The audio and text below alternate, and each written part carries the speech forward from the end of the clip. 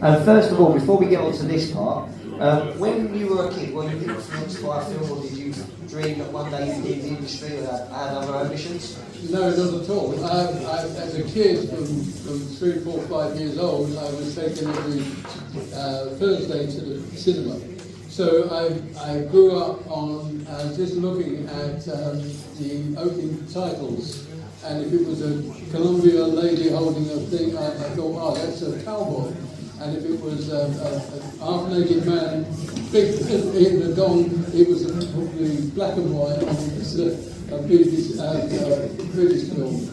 So yeah, I just grew up loving film, and I Saturday morning pictures, and yes, I just loved it. Never ever thought that I would ever be in the film industry. Never thought. No, I never knew anybody in the entertainment business, let alone. Although Freddie Weller just lived up the road, was in the black and white minstrels, and he used to black up, and he was in black.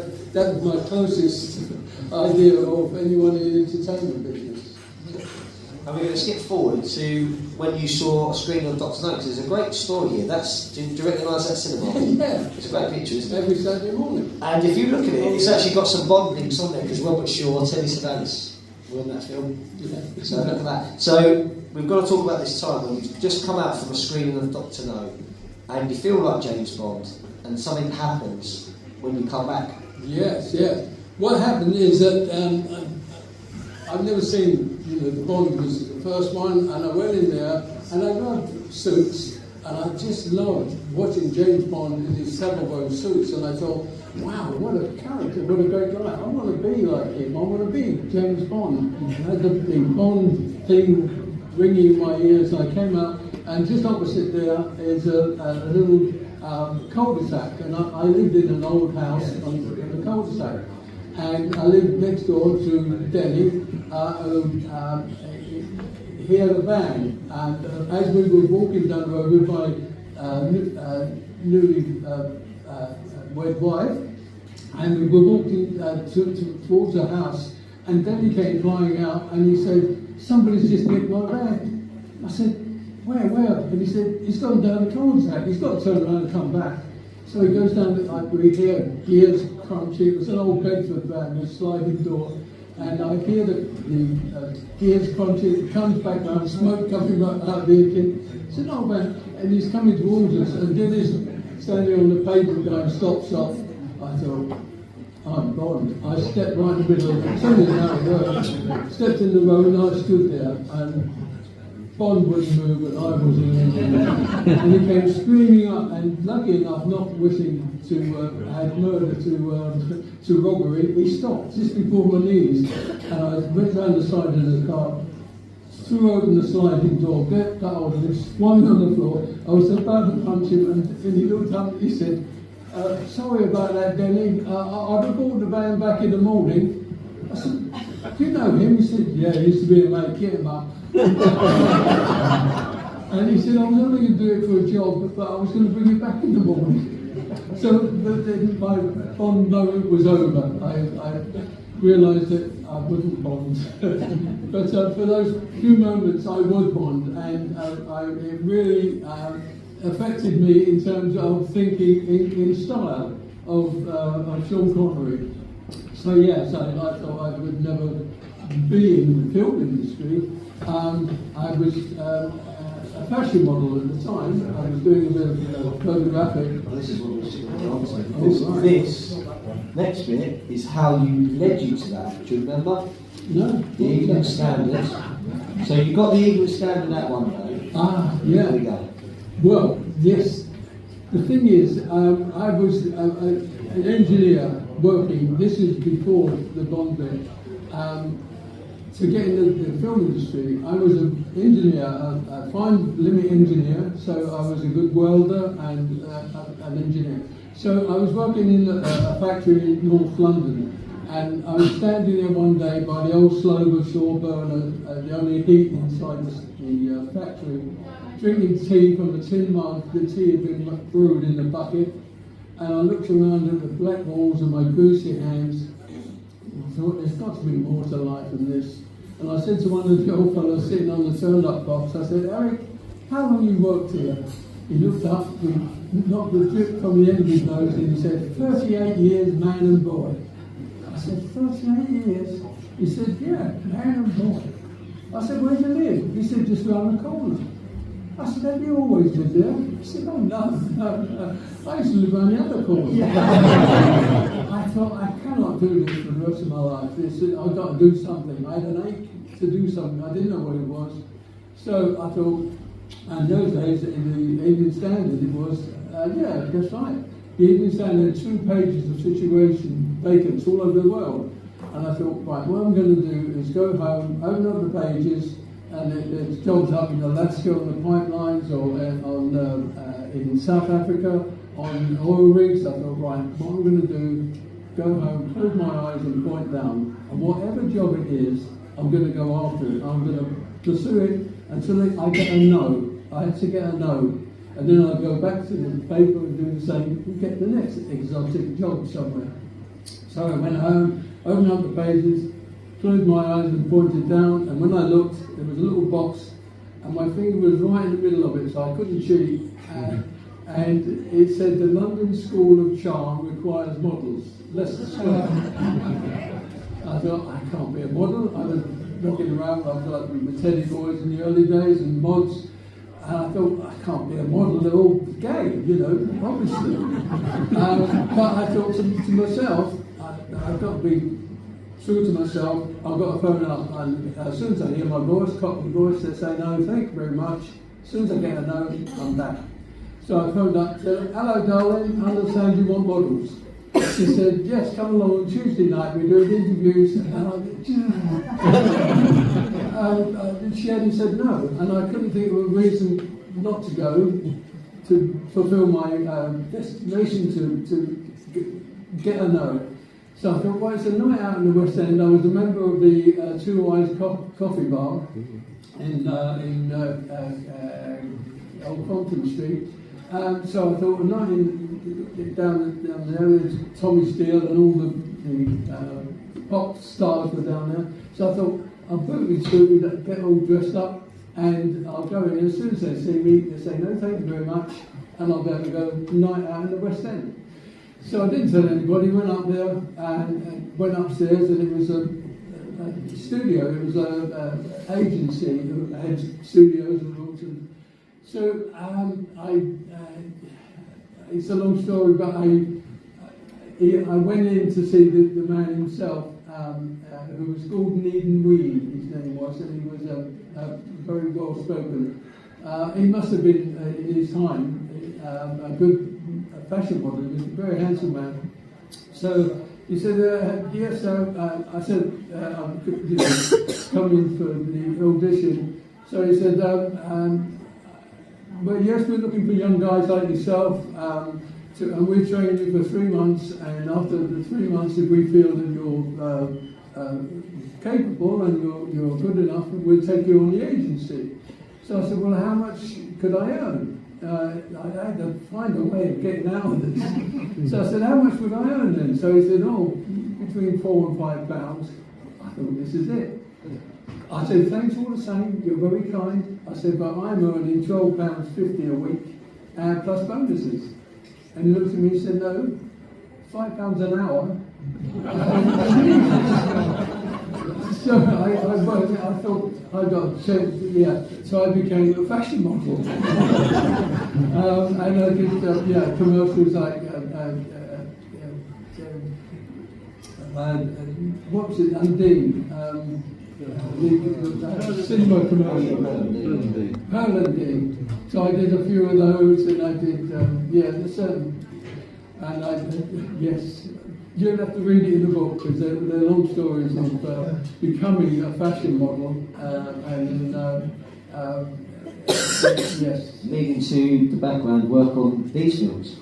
Yes, yeah. So I had an agent. I was modelling and doing bits and pieces, and I started doing crowd work in between. And my agent sent me to understudy Roger Moore.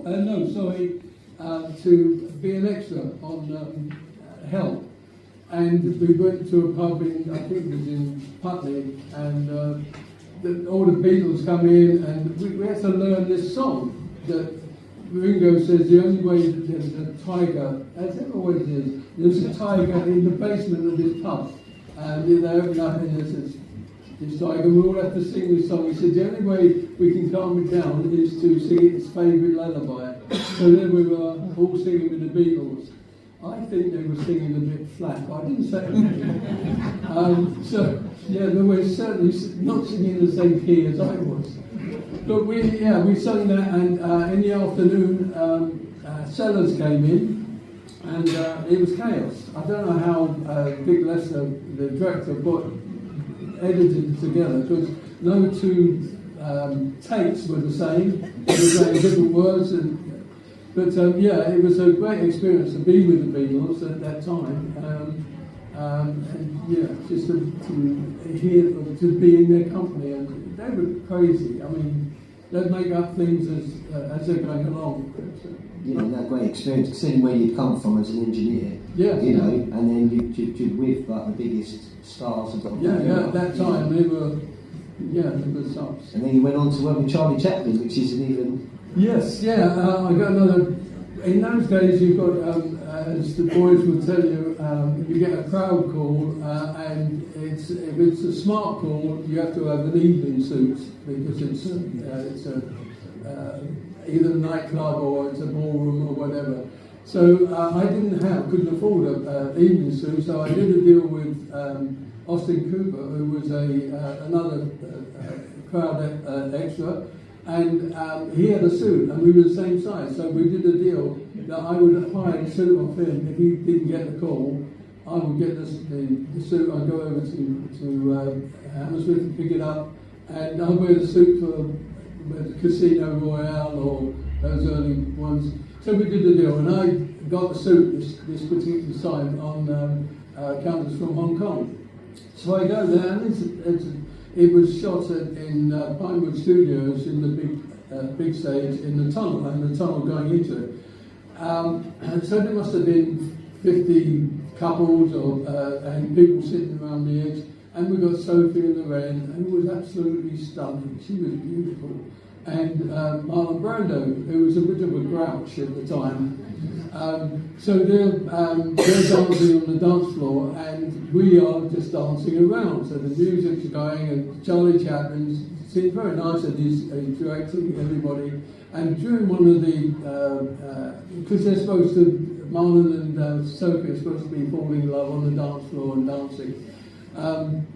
And during one of the rehearsals, the music's going lovely, and we're with my partner, I can't remember who she was, but lovely girl. And we're dancing towards the camera, and Marlon and Sophie are there. And as we're waltzing, Charlie Chaplin steps out and stopped us. I thought, I'm going to sack, because I'm not a great waltzer. But he put his arm around both of us, and he said, dance with me. And off we went, and we danced, and he guided us around. And he was humming to the music as we were going around. He was 77 at the time, very light on his feet. And he said, when we get round to here, we danced around Sophie and Marlon. And he said, when we get to here, I'm going to bring the camera past you. Is that okay? I thought I'd be dancing with Charlie Chaplin, which is absolutely amazing. I was an envy of everybody on the floor. One of the biggest stars of all time. But that film, I might tell you, was not a happy one. Marlon Brando, apparently, when they were making their love sort of scene, she's laying back, and he lifted a chin and looked down at her and he said, do you know you've got black hairs up your nostrils? So that didn't go down well. Charlie Chaplin had written the script some 30 years before, so he knew all the words, and he was telling Marlon Brando not just what the words were, but how to say them. So Marlon and Brett and him didn't get on at all. It was the last film he ever made. It was the first film he ever shot in colour, and the first film he shot without using his own money. So that's that. Bit of history there, yeah. Brilliant. I'm going to hand you over to Nick for the next couple of slides. Thank you. So here we have Roger Moore on the site. For those Geeks, Series 3, Episode 15, called The Setup. Apparently, though, he didn't give you a very good welcome. No. Let's see. Anyway, yes, that was me.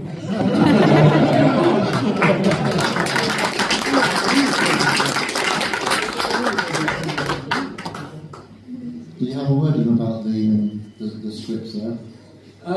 No, I didn't. I think someone's hailing you. Oh, she's later. Yeah, I was going to say, did you do any stunts that long? Is that when you started to do some stunts in the States? It was saying how I got into the really film industry and doing the extra work is that my agent, I had an acting agent as well, and they sent me down to understudy Roger Moore on the Saint series. He wanted to direct an episode, but he needed somebody to play his part with the other actors while he looked through the camera.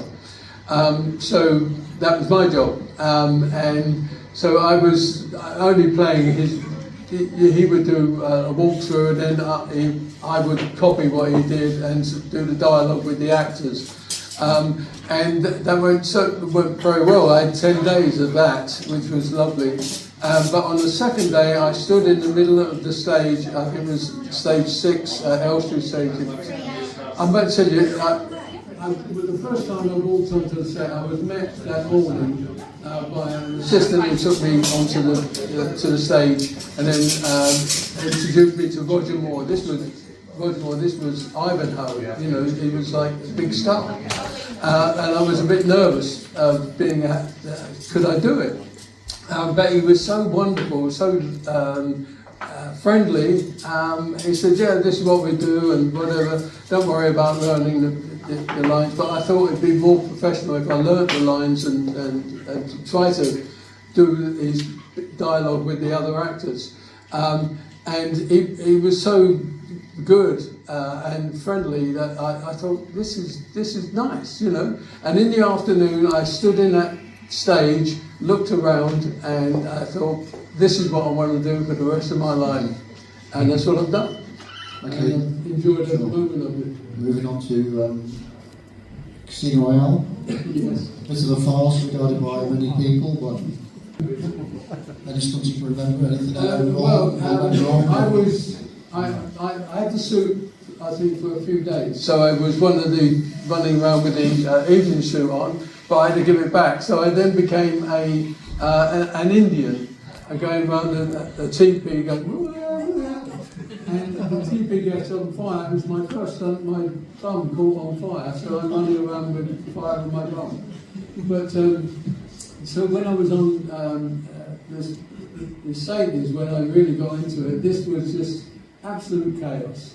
I mean, no one knew what they were doing. They'd say, okay, you run across there, and then we had guys swinging on ropes from one side of the stage to the other. Big Bill Reid, who was a big Irish guy, and Smelly Mark, Smelly Blake, sorry, that was his name. And they were supposed to swing across and pass each other, and we're all running underneath them. Something went wrong, and Smelly Blake went boom, hit the floor, and Bill looked down and said, I knew he was hurt the moment I hit him. So yeah, it was absolute chaos. Good to be, to see all the actors and be a part of them. But yeah, I was just an extra and an Indian. Well, the next clip is from a series which will The Avengers. I believe about 30 episodes, and we've got a little clip here of the episode called Murdersville. Yes, that was great. I'm on the right. Look at that. She was lovely, yeah. I did so many. I doubled the speed, played parts. I was a pretend policeman.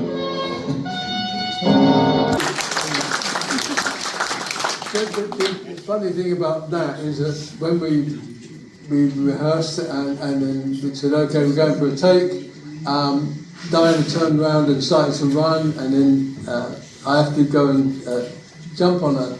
And when I jumped on her and the other guy came on, during the rehearsal, Dinny Powell came on as well, and we'd all go lunchtime. This was after lunch, and lunchtime you'd all go in the pub, local pub. You know, you have a few beers, and I knew Dinny was liked a drink. So as I take her down, and Dinny came in, and we jumped on her. There was a large somebody farted.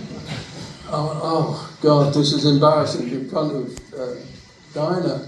So we got up and went, okay, and she went, yeah. She said, did you hear that? I farted.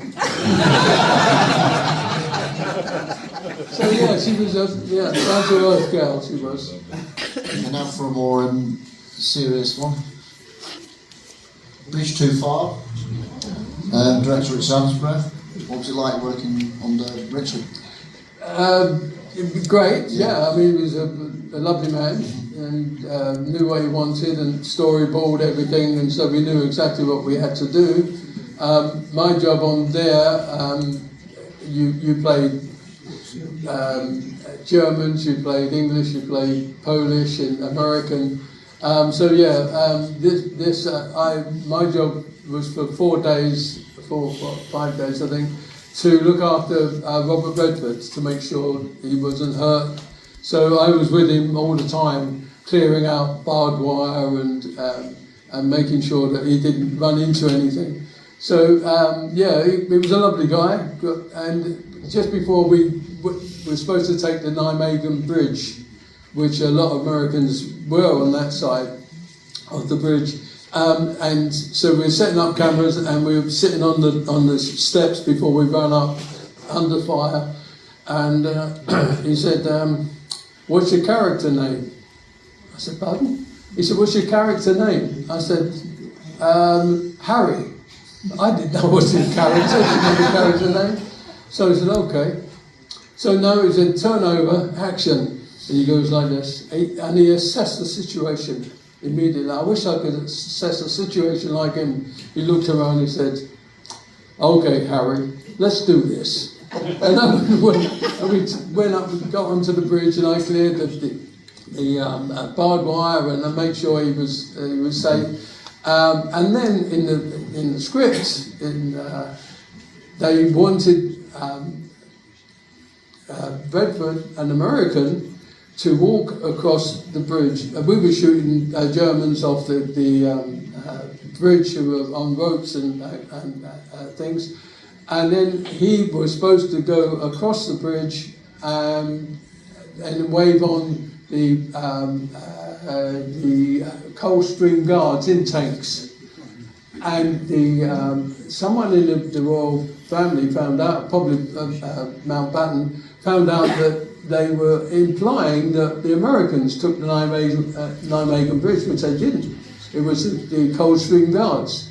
So there was compromise. We only had to go, Redford had to go onto the bridge, and then once the Coldstream Guards got over halfway across the bridge, he waved them on. So it was a compromise that they thought they were trying to change history and say that Americans took the bridge. A lot of Americans died on that bridge, but they didn't take the bridge. It was the Coldstream Guards. Fantastic. Well, back to Bond. Spy Who Loved Me. They say nobody does it better. Was this a good one to be involved with? It was great fun. Yeah. I got killed so many times. You do. You run over there, get shot. You go up there, fall down the stairs. Oh yeah, and then you're up there. Okay, explode, boom, off you come. So yeah, I did lots of stuff, and it was good fun. Obviously with Roger and sitting up there with Cubby as well. Cubby was a lovely man, just absolutely stunning, nice man. Just being on that set, to walk on that set and see on the 007 stage, to see the 3 submarines here and on rails. So myself, Terry Plummer and Greg Powell were on about 36 feet up on the gantry, and we had to fall into the water. We were on the gantry and it explodes, and the problem was the water was about 7 foot deep, but there was a rail underneath for the track for the submarines. So you couldn't go in deep. You had to lay, hit as flat as possible. You couldn't tuck underneath. So I was about 12 and a half stone.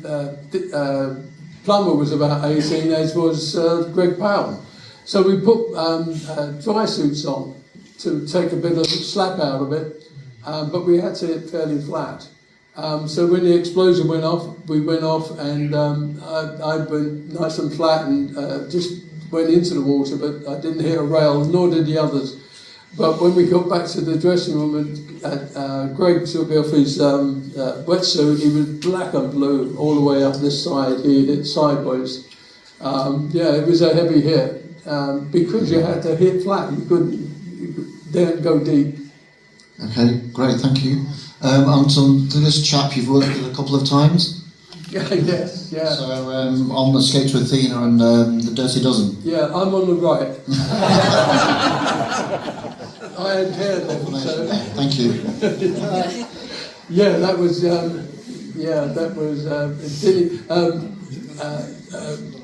we had great fun with him, but he was on Dirty Dozen. He was a bit grouchy, and it was 1966, and we were doing the World Cup, and we're watching the World Cup. We're shooting at night at Markgate, a little village in Bedfordshire, and we were in tents, in huts, and there's like 3 huts. One was useless, and one was like a green room, and one was for shooting. So in the green room, we said, can we, because it's the World Cup, can we have a television to watch it? Because we don't start till 9 o'clock, and the football was starting at about 7.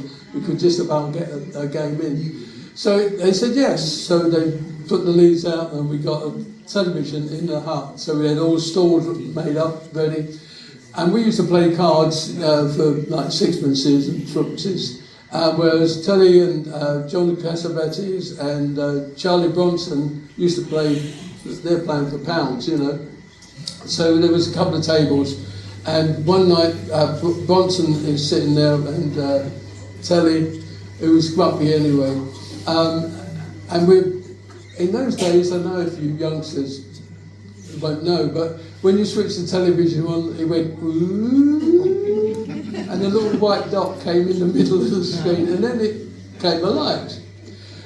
So we, ready for it, yes, we all got on the stalls already, and someone went forward, switched on the television. It went ooh,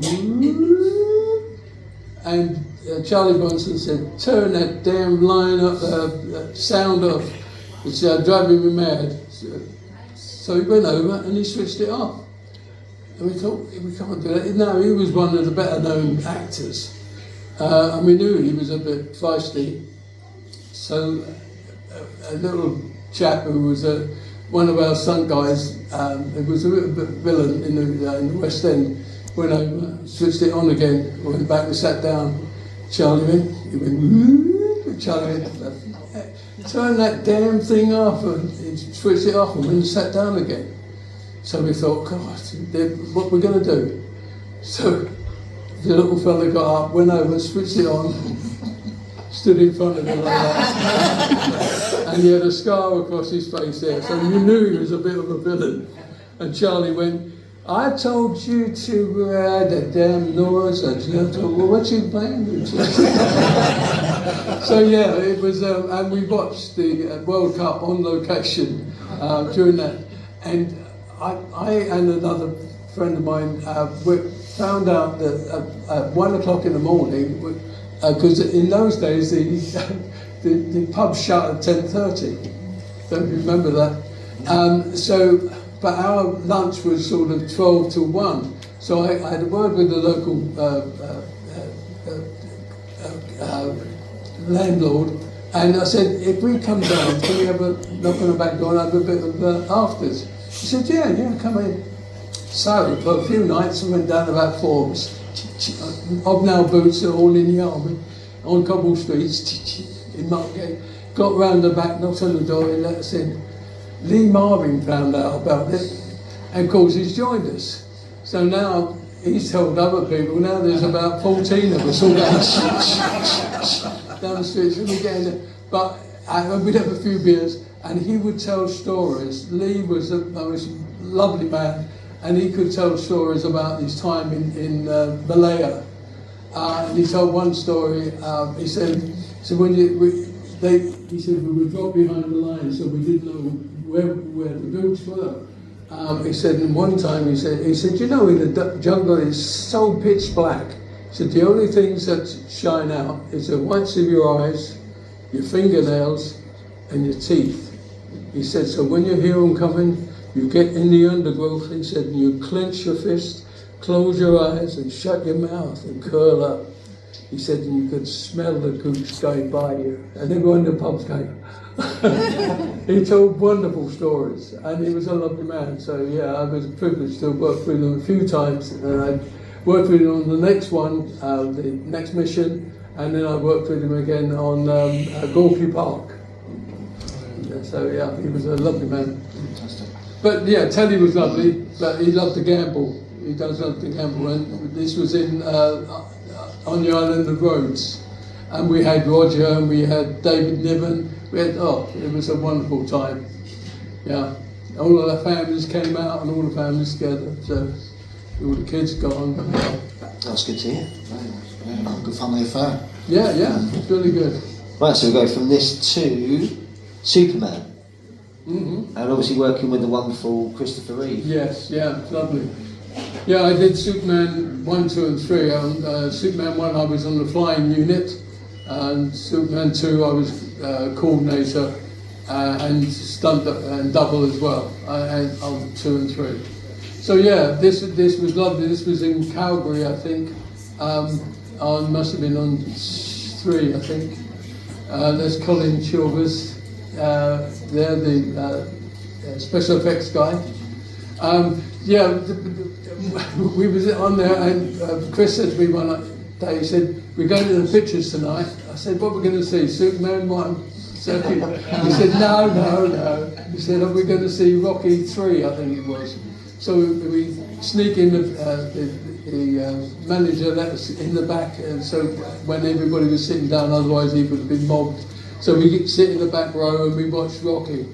And all the next day he's like this, come on. So he's just throwing me a punch there. And that's brilliant. You went and spied a lovely top there as well. Nobody does it better on the slogan on your t-shirt there. That's right, yeah. That's brilliant. And then obviously this, you're not in, but this is the shot of New York. When they was filming in New York. That's Vic. Yeah, Vic Armstrong, yeah. And there we go, there's a couple of your parts. Yeah, that's all my parts. There we go. Yeah. Some of my parts? Well, you're everywhere, aren't you? You usually get killed and reappear somewhere along the line. Yeah, on the left, I was Robbie, the astronaut on Superman 2, when they arrive on the moon, and I worked with a lovely wire man, Bob Harmon, and I was very pleased with the fact that we got the moon walk. So you just hop and you bounce and you got, and I think we achieved it. And that's you not just walking. You got this slight bounce to it, and Bob and I got it right, I think. But I had in the background on that particular scene, because the landing module wasn't that big, and we wanted to give a bit of depth to it. I had Kieran Shah, who's like 4'6", a little man, and I had him dressed as the other astronaut, and I said, when I'm talking to Ursa, you just move in the background past the thing. I said, but just walk slowly. So I'm the stunt coordinator. I should be watching this, but when I saw the playback, I'm dealing with Ursa, who's going to pull my badge off and I'm going to die. He's in the background going. It's embarrassing. It was embarrassing. Yeah, but great memories there. We've got a great shot here again of that scene, and obviously next to it when. Tell us about the Christopher Reeve, It's the Boy, and the Santa Claus Superman. Yes, well, on the flying unit was, we were in the dark for about 14 months, I think it seemed. We were trying to make a man fly, and with no CGI, it was difficult. So every department was trying to come up with ways of making a man fly without seeing wires.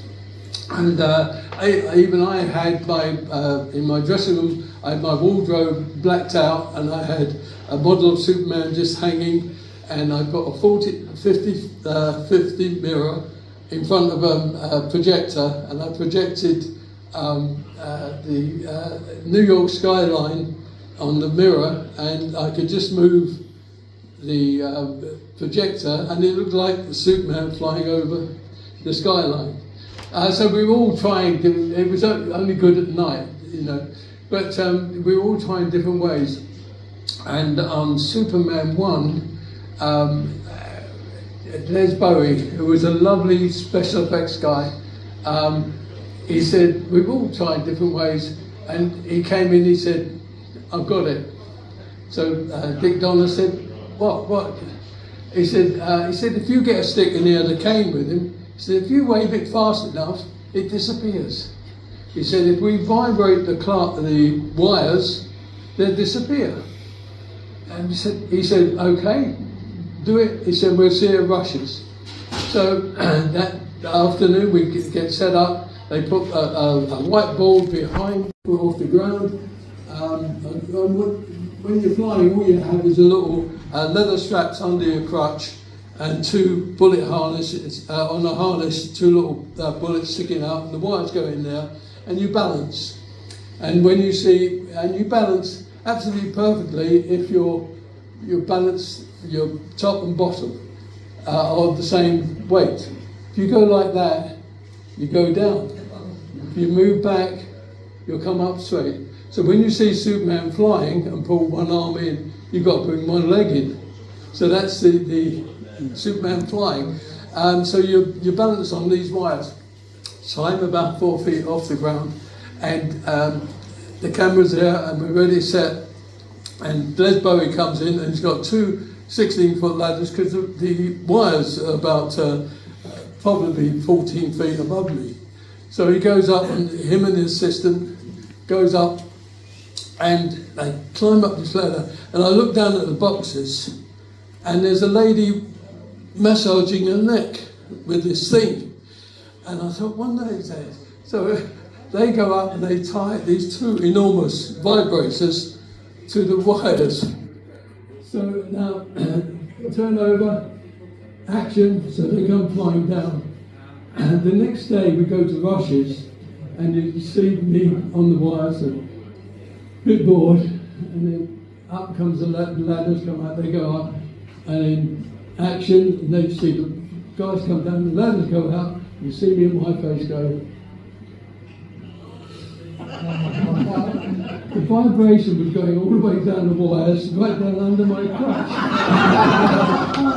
I said, I don't care if it doesn't work, I want one. But yeah, the problem was, it was like a sound wave. It went thick at the top, then it disappeared, and then it went thick in the middle, and then it went disappeared again and was thick again at the base. So, a nice idea, and I've still got one at home if anyone wants it.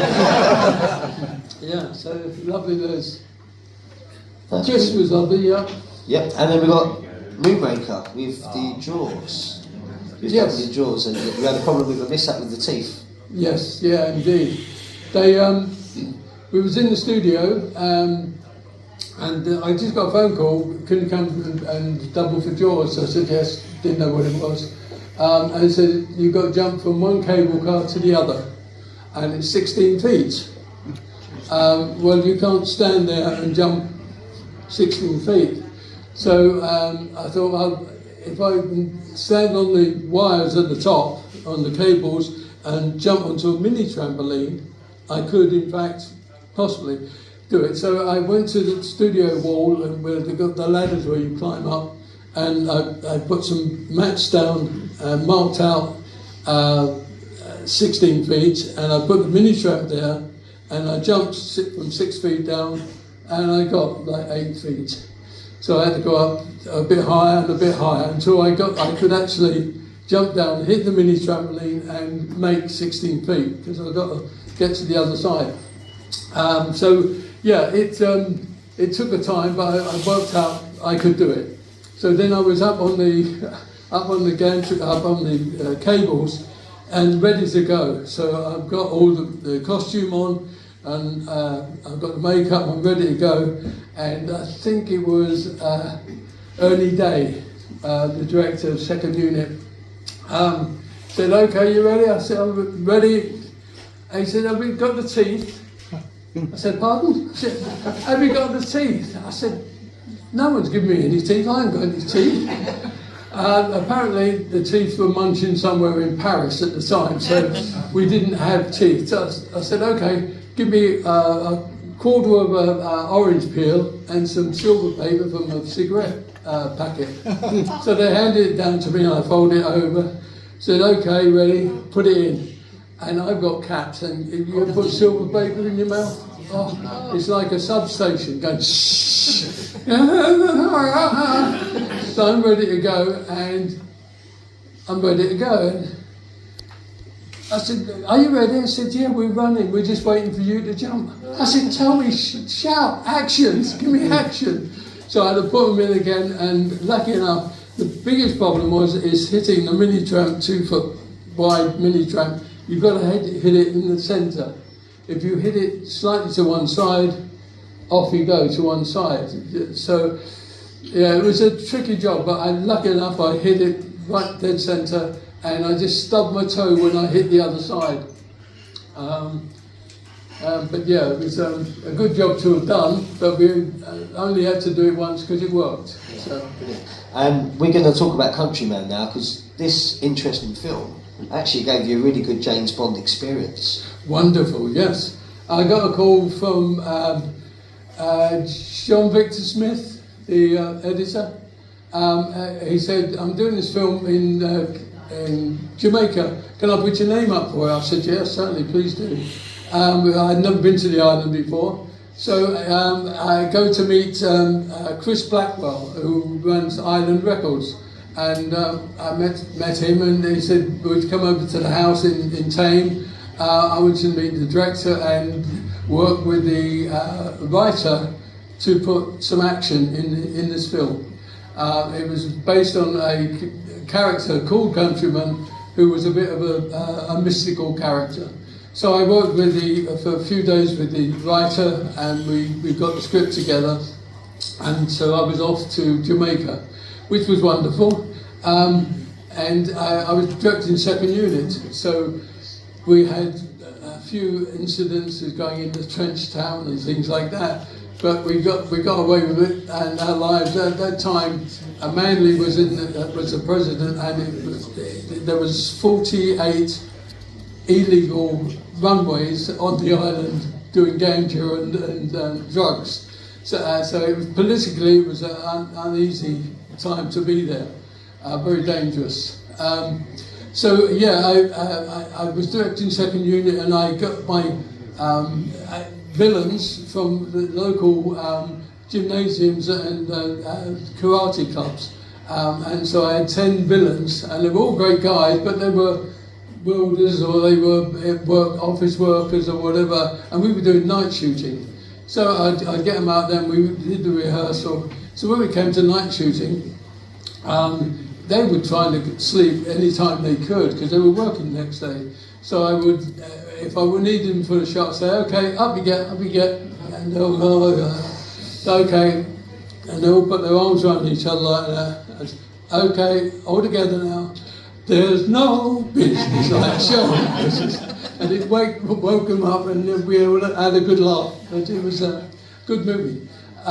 So I'd finished my shooting. I said to Chris Blackwell, "I'm going to LA now to meet a friend of mine."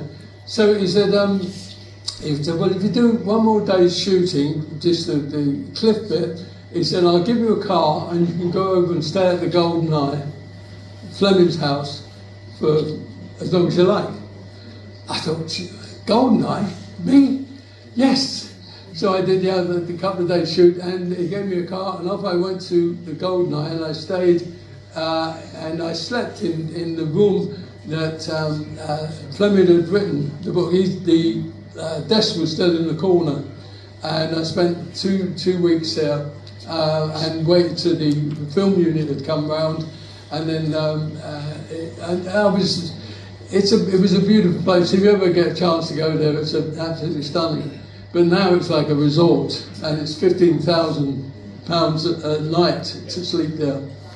But I was very lucky enough to stay there. So yeah, I had Ramsey, the retainer who looked after me and took me out on boats and things. And I said to the girl, the maid, I said, "How long have you been there?" She said, a couple of years. She said, "But you've got to meet Lucy, the cook, and she's been here forever. She was here when Noel Coward and all the celebrities used to go there." And she said, "And that naughty Errol Flynn was a naughty boy, he was." So yeah, it was a lovely stay there, and I stayed there for 2 weeks, and then went over to his house. And I flew with him to Nassau, to his recording studio, and I met Grace Jones, who was the nicest pie. She had long hair at the time, she had a daughter with her, and she was recording album, I've Seen That Face Before. And we would record from sort of 11 o'clock at night till 6 o'clock in the morning. And then you'd go to bed, and then you get up and have lunch, and then you'd lay around the pool, and then go out to dinner in the evening, and then you go back in the studio at 11 o'clock at night. It was a great experience, and I found her okay. She was done to her. So a great experience for a James Bond fan. And we go to Star Wars. We've got this infamous leg break when you fell off into the sky a bit. That's me on the far right. I was the skiff pilot. I wasn't going to do the job because I was going to double for Harrison Ford in the next scene. So it finished up that I volunteered like an idiot to play the skiff pilot, who has a fight with Billy D. Williams, and an explosion goes off by somebody on the barge who fires down at me, and that's me. On the barge there's another character firing down at me. So I blow myself up, and when you're doing stunts, sometimes things go into slow motion when your adrenaline's pumping. And on this particular shot, we rehearsed, made sure the wires were right and I could fall down okay. So it was okay. When it came to the actual shot, I had handholds on his costume. He was supposed to hang onto a cable and swing into the side of the pit and hang onto the skiff. And I was to struggle and fall down about 10, 15 feet, roll down into the Sarlacc pit. So fine, the rehearsal went fine, we shot one, it was okay.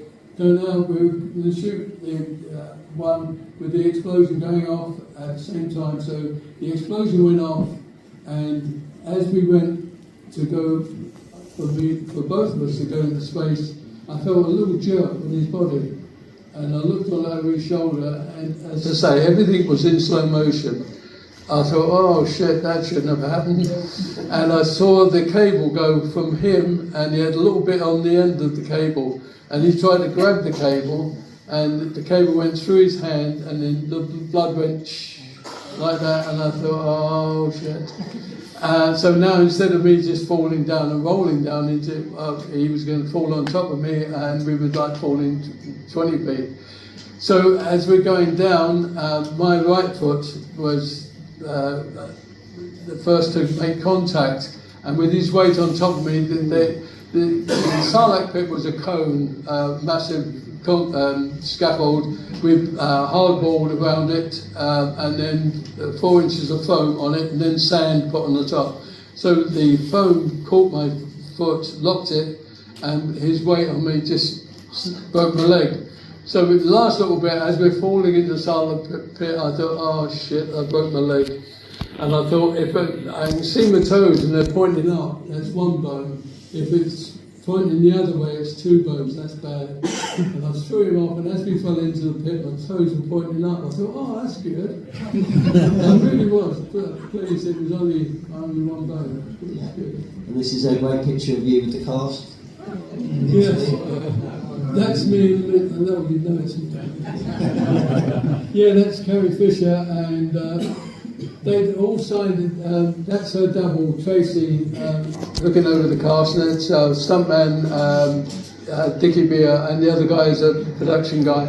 But yeah, we were sitting around the pool, and everyone had signed the cast, all the stars and some of the crew.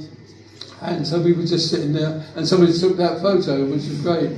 But when I got back to England, they said, go and see this specialist. So I said, yeah. So I go to and the door opens, and the guy says to me, this doctor, I suppose, he said, Paul Weston. I said, yes. He said, who sins most? I said, pardon? He said, who sins most? I thought I've got to say something. I said, well, funny enough, I did a play in the King's Head in Islington called Who Sins Most? He said, I know, I wrote it. So he was the author of the play. He must have thought I did a good job, but he really looked after me. He said, they set your leg wrongly, I'm going to have to break it again and put it in, set it properly. I said, well, if you can take the cast off, take it off very carefully. So he cut it down very, very carefully on both sides and took it off. I put it back together again. I sold it to the prop store, and it's now in the Obi-Wan Kenobi Rancho Museum in San Francisco in a glass case. So I've got a famous cast somewhere. There we go, fantastic. And then from this, we're working on Octopussy, and we've got some great stunts here. Let's have a look at the video clip. The bridge. Yes, that was stupid, really. We were doing about 35 miles an hour going towards the bridge, and Jerry Gavigan, one of the assistants, hidden behind a bush on the side of the track, and I said to Arthur Worcester, who was brilliant, second unit director, I said, okay, Arthur, if you put a camera behind me, then I'll come up the hatch, open the hatch, stand up, shut the hatch, and then when the bridge comes, I'll duck under it. So, great, that's what he did. And off we went. So I said to Jerry Gavigan, when my carriage gets level with you, you say now, and I'll come up and get out and duck under the bridge. So, turn over, action, 35 miles an hour we're going. I hear, now, go walkie-talkie. So I lift up, get up, shut it, and go under the bridge. It's fine. I said to Arthur, I think we can do this closer. I've got the time, I can do this. So he said, okay, whatever you want. So we go back, number one, 35 miles an hour. Jerry in the bush goes, now. I hear now. So I go 1, 2, up, boom, get underneath. Cut. I said, Arthur, I think we could do this closer, you know. He went, all right, if it's up to you. I said, okay. So we go back, 30 miles an hour, turn over, action, and now. And I go 1, 2, 3, up. Oh, shit. I just got up, I didn't know whether to get back in or not because it was coming at me so fast. And now, obviously I left it too late, and I just ducked. And as I ducked, I felt the bridge just go over my wings. Lucky enough I had a wig on. But I just felt the wind and the bridge go over my head, which was stupid. I mean, we got the shot in the first time, but it's just your own ego. You want to do the best shot possible. So that's how we got that shot. But then I'd go under the bridge, and then a bit further up was a pipe across the track. And I said to the crew, and after I said, if John Glenn sees that, he's going to want me to dive over it. Sure enough, 2 days later, they've seen the rushes. John phoned up, he said, Paul, I said, yeah, he said, about that pipe. I said, okay, I'll have a go at it. And I had one go at it. What you've got to remember is that I'm doing 30 miles an hour, and the pipe, I'm standing on the train, but the pipe's coming at me at 30 miles an hour. I'm still until I start taking a couple of paces and to dive. All I got to do is time the dive up in the air and let the pipe go underneath me. So we put the camera, I knew where I was going to land, so we had a low angle camera on the top of the carriage. And so I said to the crew, I may chicken out if I don't, if I jump too soon, I'm going to come back down on it, it's going to knock me off the top of the train, it's sort of 13 feet on the track, it ain't going to do me any good. If I leave it too late, it's going to knock my feet and I'm going to go off. So it was just down to timing really, and I just saw it coming towards me and took a few paces and it leapt up in the air. And my biggest problem was bouncing. Once I landed, it's to bounce off the side. So you can see Roger, simulating that, so I spread out as far as I could to stay on top, because it's quite shaped. So it was a dangerous shot. It was stupid, really. Well, it came out really well, so luckily you didn't have to do it again. Yes. We had in one. So from Octopussy to Top Secret. Got a little clip That's here. not me. No, it's not. So this was with Val Kilmer, Omar Sharif, also Dickie V, you mentioned earlier, played the Toms. Yeah. You played a character which we'll just find out now who you played. Introduce the Americans to them. For you. Yes, I got a nice present last time I was here. Someone gave me a croissant. Let's also mention Top Secret, also Tina Simmons was in that film as well. Really? Derek Lyons as well. I didn't know that.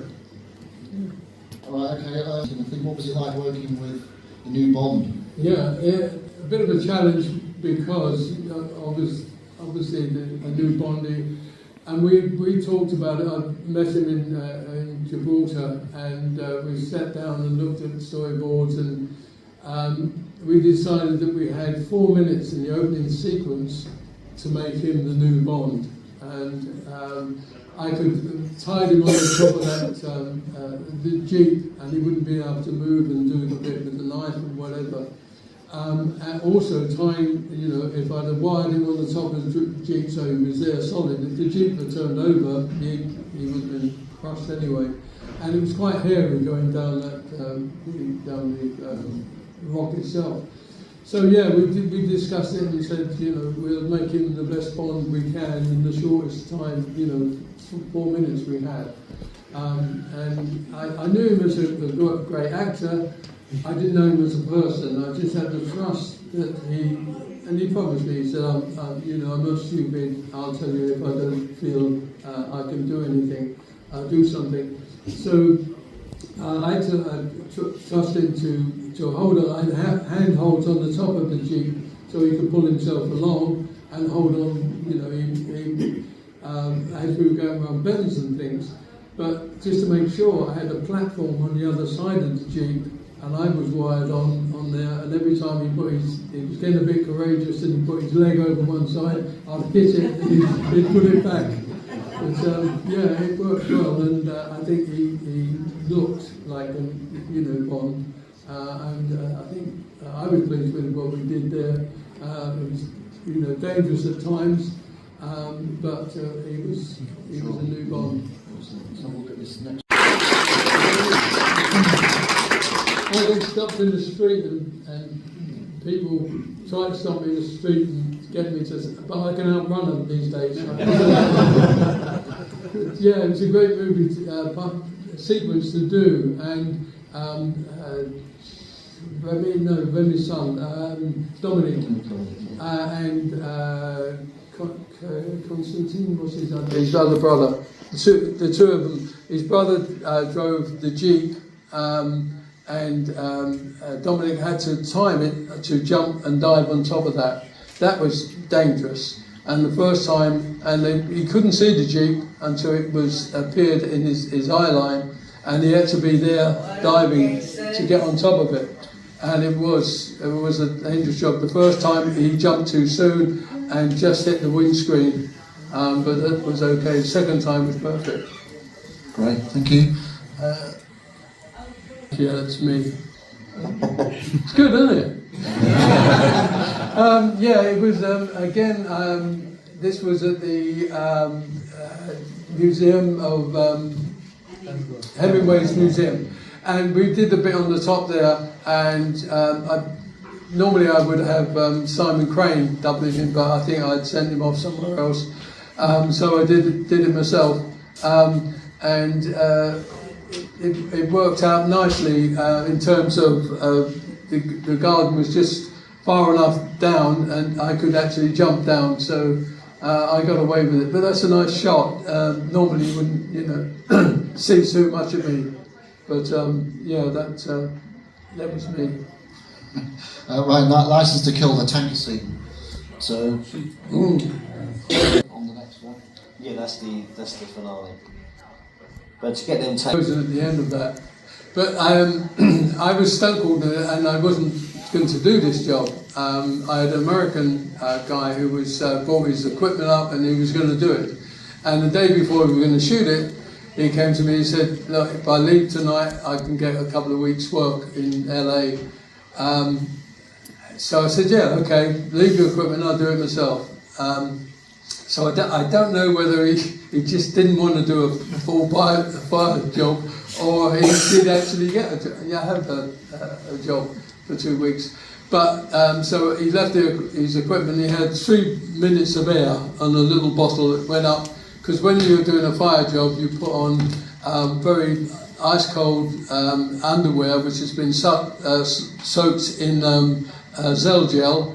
And so you put your underwear on, like long johns, and it's freezing cold. It's just got out of the fridge. And then you put your fire suits on. I had 2 fire suits, and then you put the costume on top, and then you put your hoods on, your fireproof hoods, and I had glasses, fireproof glasses that I could see out of one little scratch. And of course, as soon as they put the hoods on, you go on air.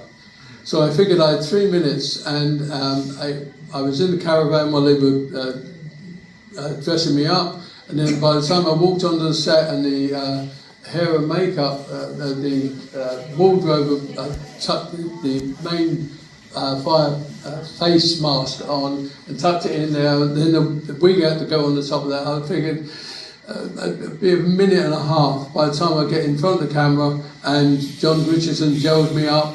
I'll have about a minute of air left.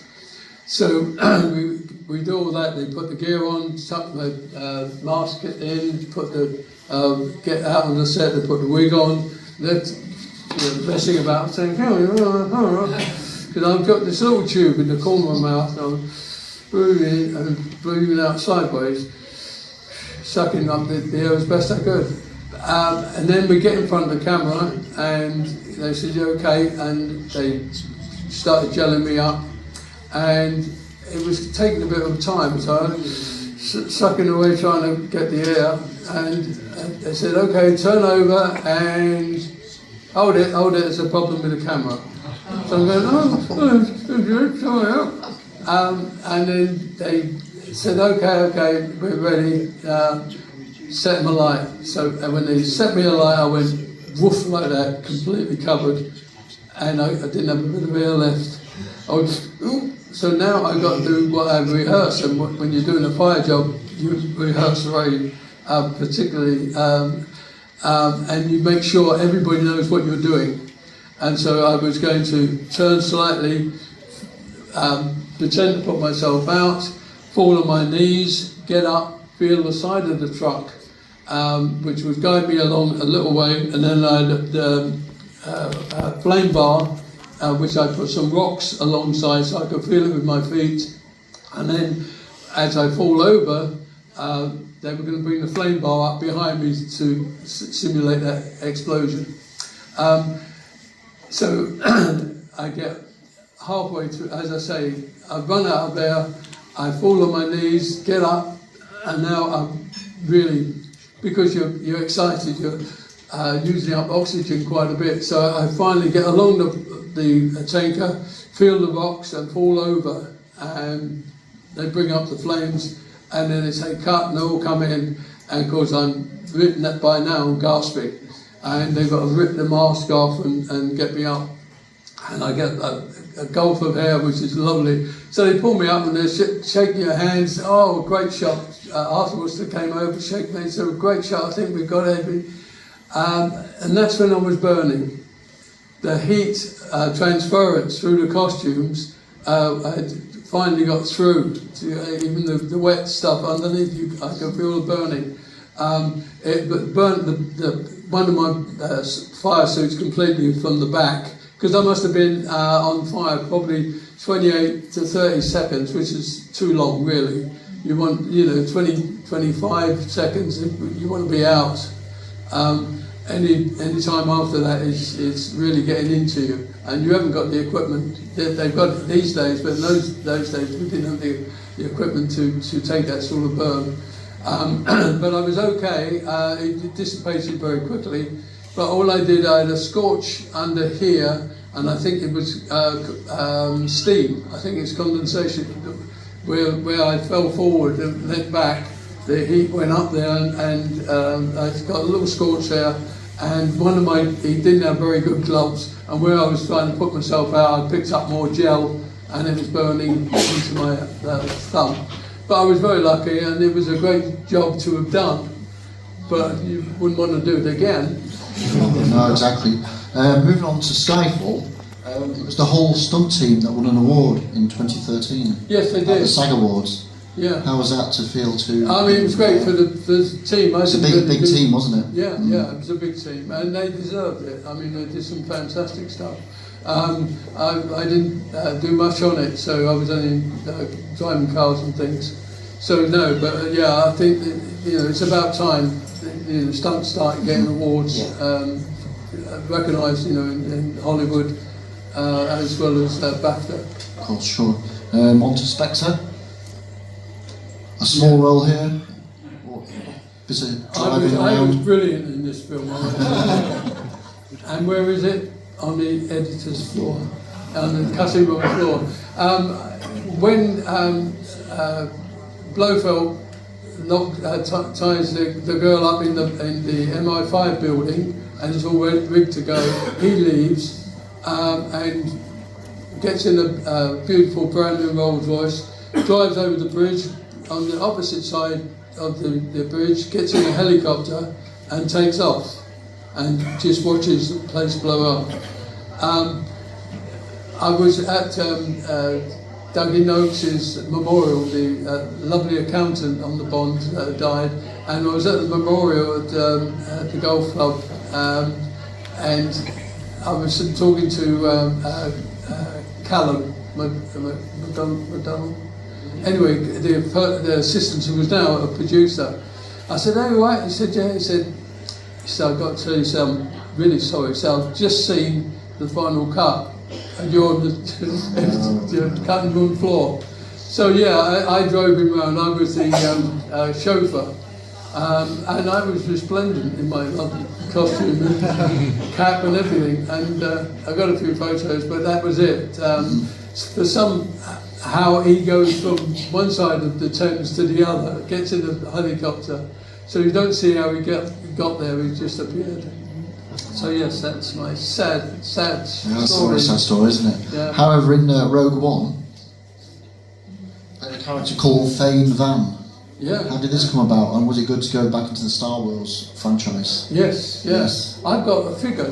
I've got little figures from Star Wars Return of the Jedi, falling in Sarlacc pit. I got a figure, and I got a figure for him as well. He was a really handsome figure too. Yeah, it was a great movie to work on. It was freezing.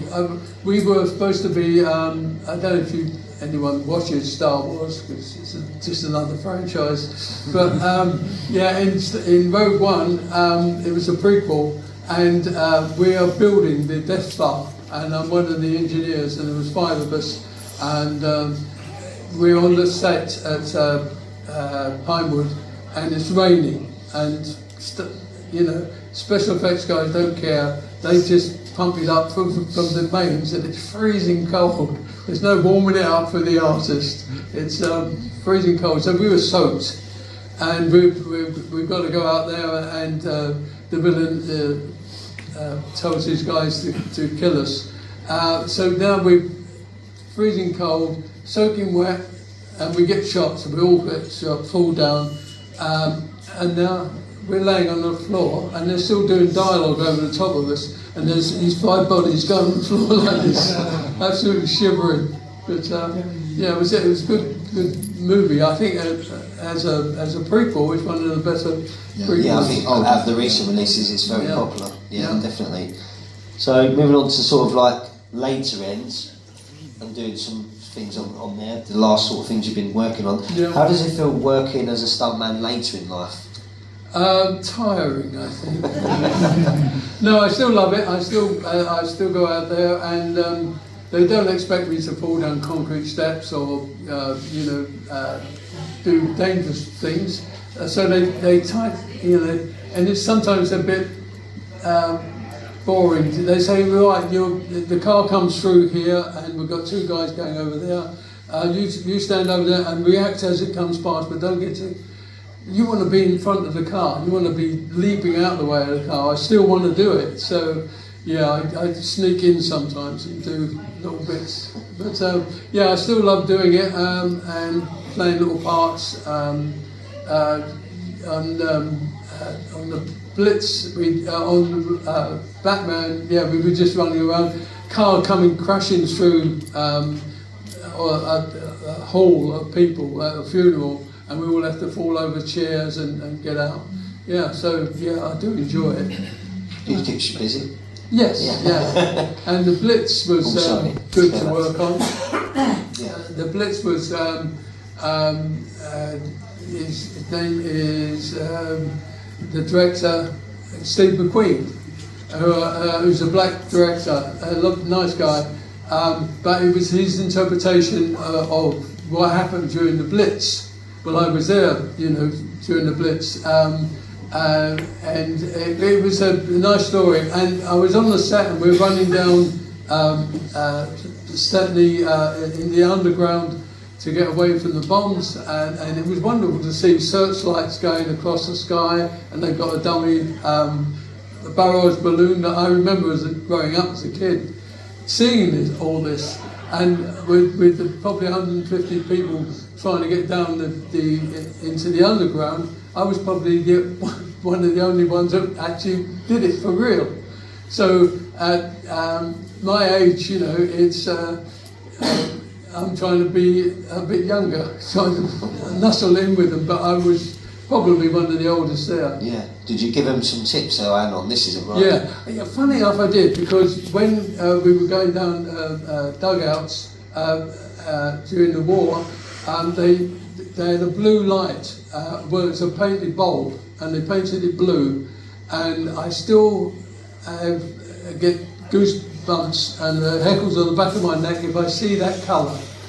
And it's a certain shade of blue that when you went down into the dugouts, airway shelters, you open up the door and you switch on the blue light as you close the door, and that's all there was, blue light, because they didn't want to show the blue light outside, any light, so blue light didn't show up so much. But I still get heckles on the back of my neck when I see that colour.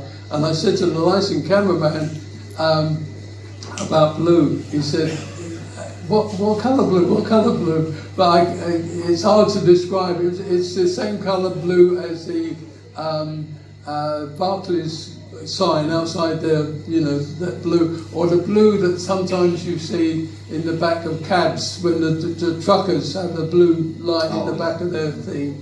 And now for Christmas, everyone's having this same colour blue lights, and I can't look at them. It just makes me shudder.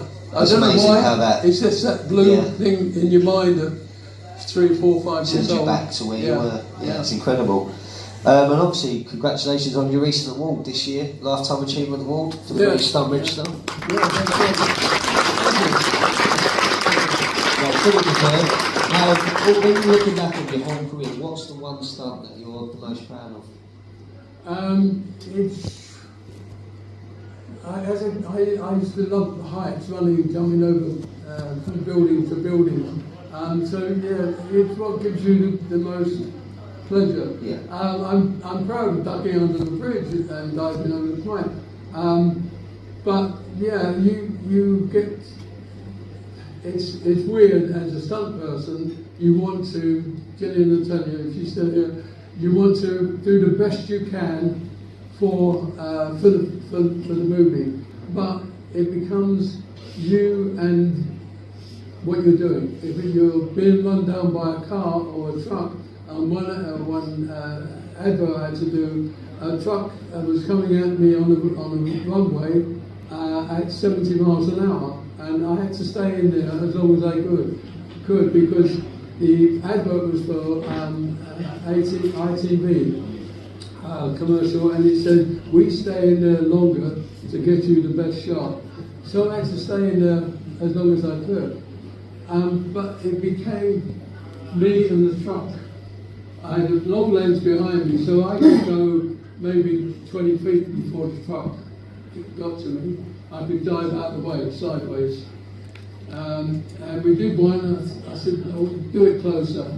So he came closer, and I went out the way, and I thought, how can you do this closer? It was just me, your adrenaline's pumping, and you just want to do the best job you can. And I said, one more time, and it came at me, and I could see the guy, they actually had somebody in the truck with the driver to tell him to keep going, because one time we rehearsed, and he stopped, I can't do it.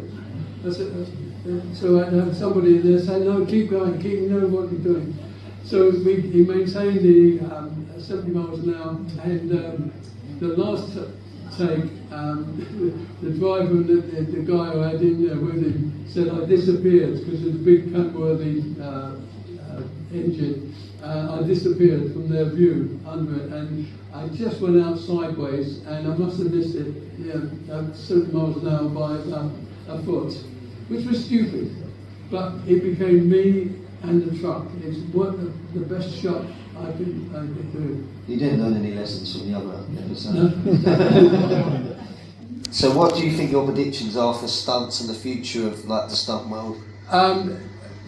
You're not allowed to do stunts as we were allowed to do stunts. It was you and the object, what you were diving from, jumping over or whatever. And now it's all controlled. You're on 3 or 4 wires. You can be on wires, you know. When we were flying on Superman and swinging around, you're on those wires, or you're on. I used to use swings and to get people into the air and fly, you know. And it was all physical. It was all you did it, and it was you and the object. If a car was coming at you, how late do you leave it? And then it's up to you, between you and the car. And it's weird to say, but that's what it becomes.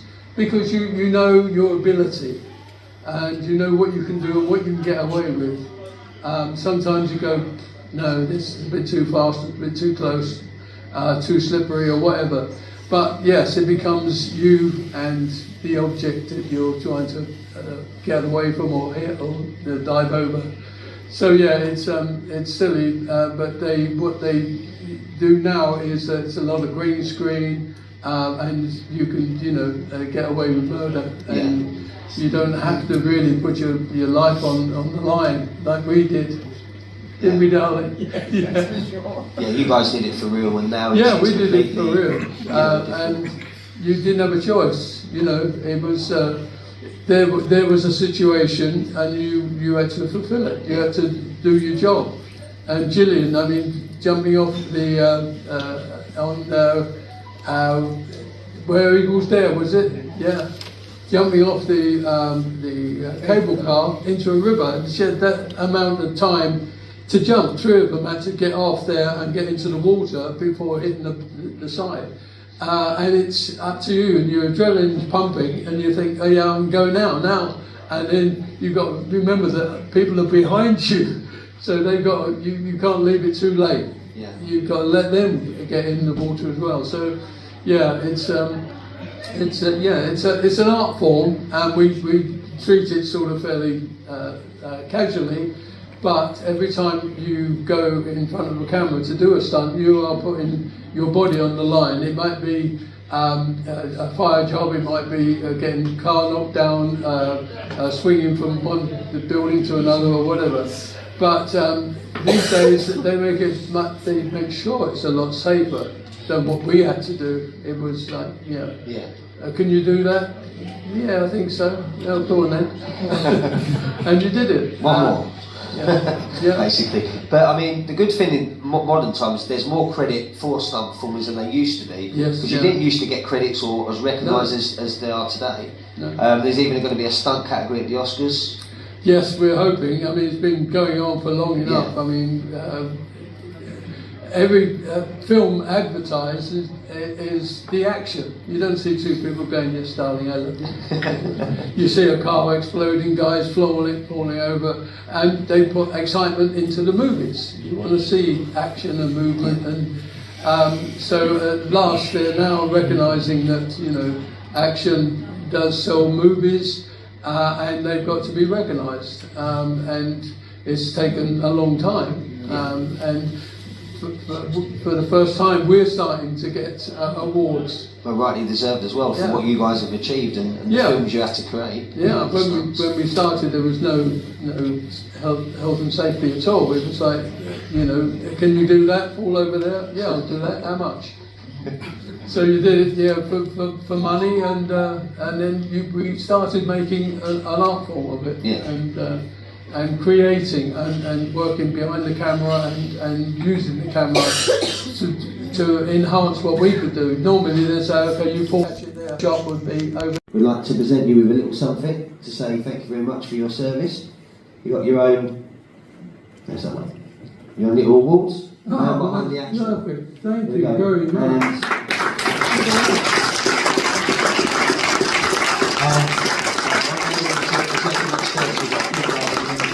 Oh, lovely, thank you. No, thank you. This is really kind of you. They're a great group, and I've enjoyed every time I've been here, and they've really looked after us as artists. So yes, thank you very much. That's no really appreciate it.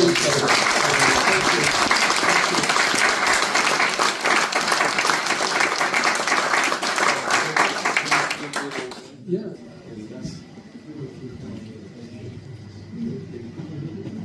This is good of you.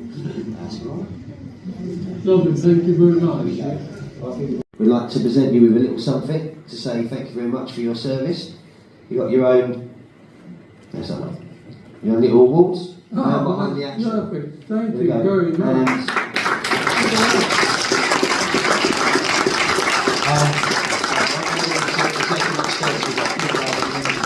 Oh, lovely, thank you. No, thank you. This is really kind of you. They're a great group, and I've enjoyed every time I've been here, and they've really looked after us as artists. So yes, thank you very much. That's no really appreciate it.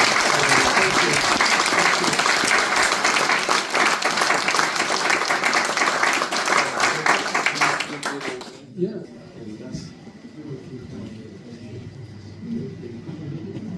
This is good of you. That's right. Lovely, thank you very much.